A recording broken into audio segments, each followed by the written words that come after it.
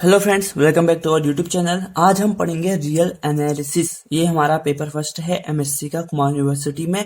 पहली बुक का पहला चैप्टर है हमारा, ठीक है। तो हम उसको पढ़ेंगे। रियल एनालिसिस टॉपिक है। हमारे पास 5 किताबें हैं। 5 किताबों में से जो पहली किताब है रियल एनालिसिस है, सेकंड बुक है टोपोलॉजी, थर्ड बुक है डिफरेंशियल ज्योमेट्री, फोर्थ बुक है फ्लूइड डायनेमिक्स और फिफ्थ बुक है न्यूमेरिकल एनालिसिस। तो हम सभी बुक्स को बारी बारी वाइज हम कवर करेंगे और सभी बुक्स की मैं प्लेलिस्ट बना दूंगा जहां से आपको हेल्प होगी कि आप सारी वीडियोस एक साथ देख सकें, ठीक है। और मैं प्लेलिस्ट का लिंक नीचे डिस्क्रिप्शन में डाल दूंगा इस वीडियो का भी, ठीक है। तो आप सभी पार्ट इस वीडियो के इस प्लेलिस्ट में जाके देख सकते हैं। तो चलिए आज की वीडियो शुरू करते हैं। पहला है, यहाँ पर हम पढ़ेंगे कि मैट्रिक स्पेस होता क्या है, ठीक।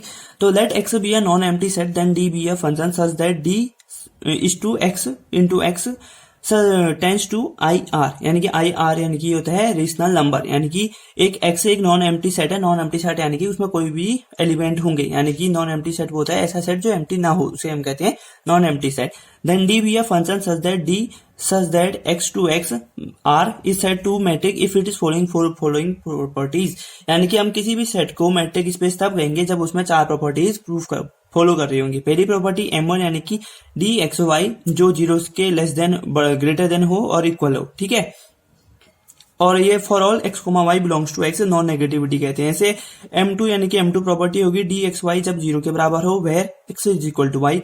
और third property D x Y equal to D Y x for all x comma Y belongs to X symmetric property. और X Y Z belongs to X where D X Z is less than और equal to D x comma Y plus D Y comma Z. इसे हम कहते हैं triangle equality, यानी कि अगर कोई भी पॉइंट ये 4 जो पॉइंट्स है इनको फॉलो करेगा तो हम कह देंगे कि वो जो हमारा पॉइंट है या फिर वो जो सेट है वो क्या है, एक मीट्रिक स्पेस है, ठीक है। मीट्रिक स्पेस पे चीजें आती हैं कि now x d is known as metric space, हम कह देंगे कि वो क्या है, एक मीट्रिक स्पेस है, ठीक है। अब देखो अगला क्वेश्चन है कि prove that r comma d is a metric space. हमने प्रूफ करना है कि आर कोमा डी यानी कि आर रियल नंबर है, ये क्या है, हमारा एक मीट्रिक स्पेस है, हमको इसको प्रूफ करना है। तो यहाँ पर हमारे पास है M1 x minus y is greater than और इक्वल टू 0, जहां पर डी एक्स वाई भी क्या होगा, ग्रेटर और इक्वल देन 0 हो जाएगा। तो हमने कह दिया कि यहाँ से हमारा M1 सेटिस्फाइड हो गया। उसी तरीके से हमारा M2 होता है x minus y is equal to 0, जहां पर एक्स माइनस वाई 0 के बराबर होगा तो माइनस वाई को चले जाएंगे तो एक्स इक्वल टू वाई हो गया, यानी कि एक्स इक्वल टू वाई हुआ तो यहाँ से हमारा क्या हो गया, M2 भी सेटिस्फाइड हो गया, यानी कि हमारी 2 प्रॉपर्टीज तो सेटिस्फाई होगी। अब अगर अगली लास्ट थर्ड और फोर्थ प्रॉपर्टी M3 और M4 सेटिस्फाई हो जाती है तो हम यहाँ से कह देंगे कि आर कोमा डी एक मैट्रिक स्पेस है, ठीक है। अब देखो जो थर्ड प्रॉपर्टी है वो फॉलो कर रही है नहीं करिए, देखते हैं। M3 क्या है, देखो d x y is equal to x minus y is equal to -1 common ले लिया तो y माइनस एक्स हो गया, फिर -1 को बाहर लिया तो -1 तो +1 हो जाएगा और y माइनस एक्स हो जाएगा, y माइनस एक्स और dy माइनस एक्स, यानी कि डी एक्स माइनस वाई को हमने dy माइनस एक्स के बराबर ले लिया। तो हम यहाँ से कह सकते हैं कि जो हमारा M3 है वो सेटिस्फाई हो गया। हम इसको क्या लिख सकते हैं, डी वाई कॉमा एक्स भी लिख सकते हैं, ठीक है। तो हम यहाँ से कह देंगे कि जो हमारी प्रॉपर्टी M3 है वो भी हमारी सेटिस्फाई होगी। M3 के साथ साथ अब M4 देखेंगे। D x comma z equal to x minus z होता है, हमने माइनस वाई और प्लस वाई कर दिया, यानी कि इन दोनों को 0 आएगा तो इसको कोई फर्क नहीं पड़ेगा।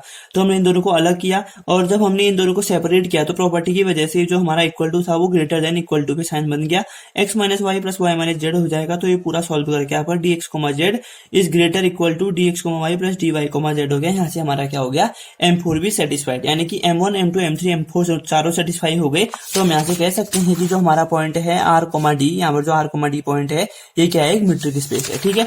उसी तरीके से अगले क्वेश्चन की ओर बढ़ते हैं। अगला क्वेश्चन है the Euclidean plane are square is a metric space. हमको क्या करना है, प्रूफ करना है। तो let x equal to x1 comma x2 ले लिया और हमने y equal to y1 comma y2 ले लिया, जो क्या कर रहे हैं, आर स्क्वायर यानी कि real number r into r पे क्या कर रहे हैं, बिलोंग कर रहे हैं। और हमने ले लिया डी एक्स कोमा वाई, यहाँ पर क्या होगा, under root x1 minus y1 का square plus y2 x2 minus y2 का स्क्वायर। अब आप सोच रहे हो कि ये डी क्या होता है, ये डी होता है इन दोनों पॉइंट के बीच की डिस्टेंस। और आपने 10th क्लास में पढ़ा था कि 2 पॉइंट दिए हैं तो उनके बीच की जो डिस्टेंस होती है वो क्या होती है, वो होती है x2 minus y1 minus x1 plus x2 minus y2 का स्क्वायर होता है, ये हमको पता ही है, ठीक है। तो अब देखो M1 इसको सेटिस्फाई करेंगे तो x1 माइनस y1 का square is less than is greater than equal to 0, तो x2 माइनस y2 भी क्या होगा, 0 से छोटा बड़ा और उसके बराबर होगा। तो dxy क्या हो गया, 0 से बड़ा और उसके बराबर हो गया। तो xy belongs to are square, हम यहाँ से हम कह देंगे कि हमारा M1 सेटिस्फाई हो गया। अब जब M1 सेटिस्फाई हुआ तो M2 की बारी आई, dx y बराबर 0, यानी कि x1 माइनस y1 का square plus x2 minus y2 का स्क्वायर 0। तो क्या है, x1 माइनस वाई वन भी जीरो के बराबर है, x2 माइनस वाई टू भी जीरो के बराबर है। तो यहाँ से हमारा क्या आया, x1 equal to Y one आ गया और इससे हमारा x2 बराबर वाई टू आ गया। यानी कि जो हमारी प्रॉपर्टी थी x इक्वल टू वाई आना चाहिए, तो x1 x2 बराबर वाई वन वाई टू आ गया, y one comma y two गए। ठीक है, वाई वन वाई टू आ गया, तो हम यहाँ से कह देंगे हमारा जो हो गया m2 वो भी सेटिस्फाई हो गया। ठीक है, अब m3 और m4 की ओर बढ़ते हैं। M3 देखो, M3 की हमारा x1 minus y one plus x2 minus y two.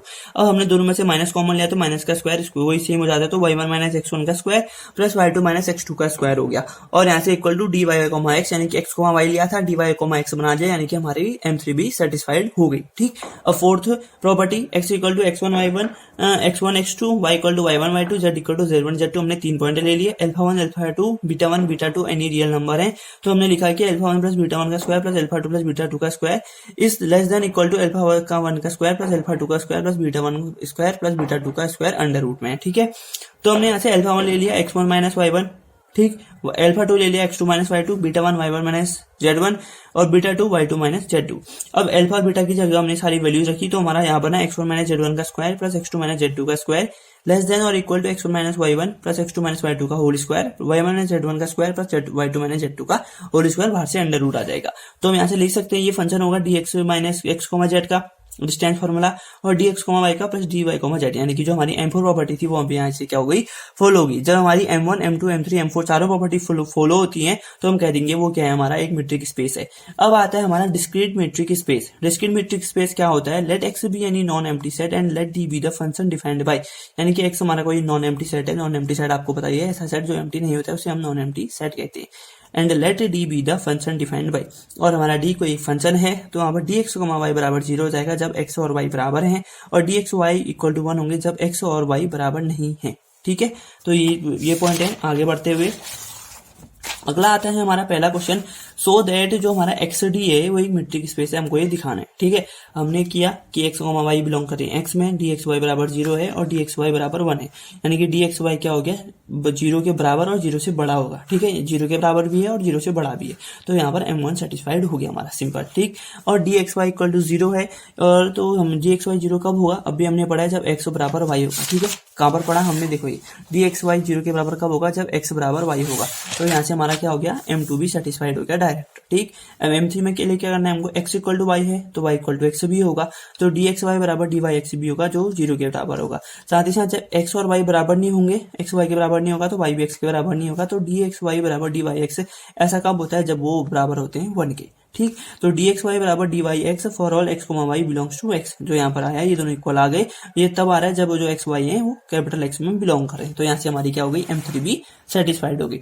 अब m3 सेटिस्फाइड हो जाती है तो हमारा फोर्थ है x Y Z belongs to x, यानी कि ये क्या होगा, बी डिस्टिंक्ट, यानी कि जो एक्स वाई जेड होंगे चारों डिस्टिंक्ट होंगे। ठीक है, तो डी एक्स कोमा वाई बराबर 1, डी वाई जेड कोमा 1 और डी एक्स कोमा जेड भी 1 आया। ठीक, तो D x comma z equal to 1 है और लेस देन ग्रेटर देन, हाँ ये जो है ये लेस देन होगा 1 plus 1 equal to D x comma Y plus D Y comma z. ठीक, जब x और y बराबर हो गए तो z करने किस में बिलोंग करेगा, x में बिलोंग करेगा, तो डी एक्स वाई बराबर 0, तो डी एक्स कोमा जेड बराबर D Y comma Z, D x comma Z बराबर D x comma Y plus D x comma Z plus D Y comma Z, ये हमारा आया।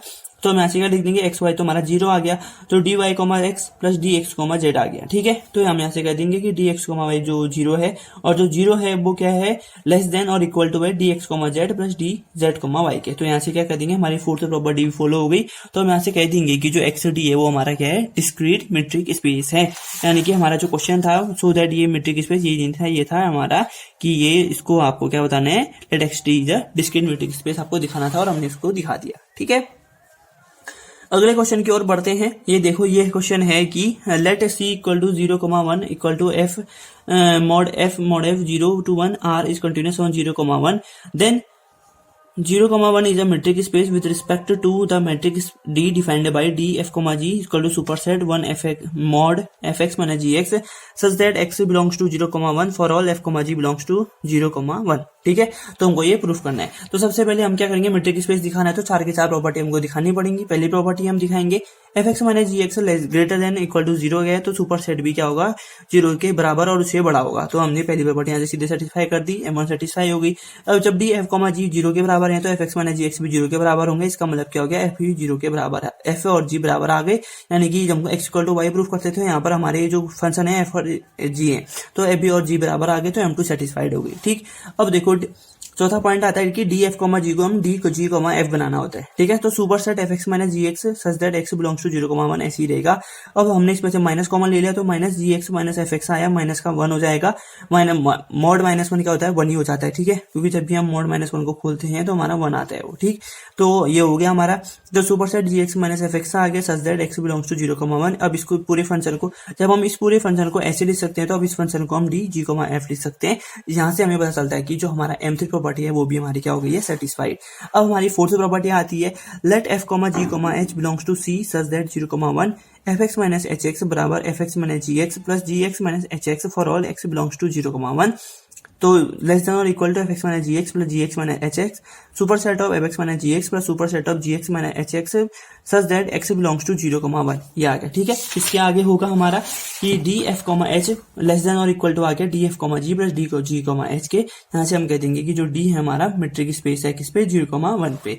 अगला क्वेश्चन आता है कि जो यूक्लिडियन प्लेन आर स्क्वायर है मेट्रिक स्पेस है with respect to the metric d defined by d star x comma y max x1 minus y1 x2 minus y2। Equation 1 हो गई, जहां पर x equal to x1 x2 के बराबर है belongs to are square and y equal to y1 y2 belong to are square. ठीक है, तो M1 सेटिस्फाई करो, x और y हमने ये ले लिए तो x minus y less greater than equal to 0।